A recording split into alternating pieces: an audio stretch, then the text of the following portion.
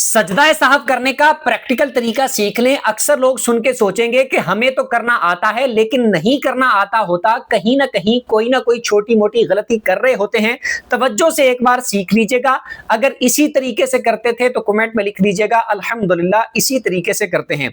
जब आप नमाज पढ़ रहे हैं आखिरी रकत में, जब आपने अत्तहियात पर बैठना है, दो तरीके हैं सजदा साहब करने के। एक तरीका यह है कि आखिरी रकत में आप अत्तहियात पर बैठे हैं, अत्तहियात पढ़ने के बाद सजदा साहब कर लें।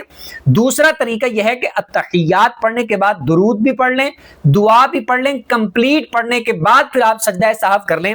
करना आपने यह है कि अत्तहियात पढ़ ली या फिर कंप्लीट पढ़ लिया, उसके बाद आपने एक साइड पे राइट साइड पे सलाम फेरना है और उसके बाद फिर आपने सजदा करना है।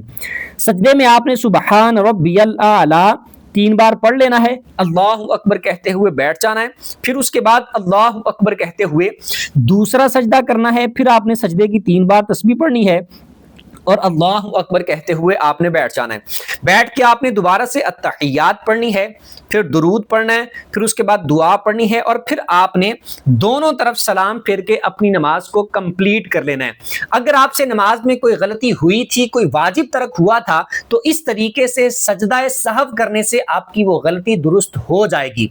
खुद भी इस पर अमल करें और सवाब की नीयत से दूसरों के साथ शेयर भी कर दीजिएगा।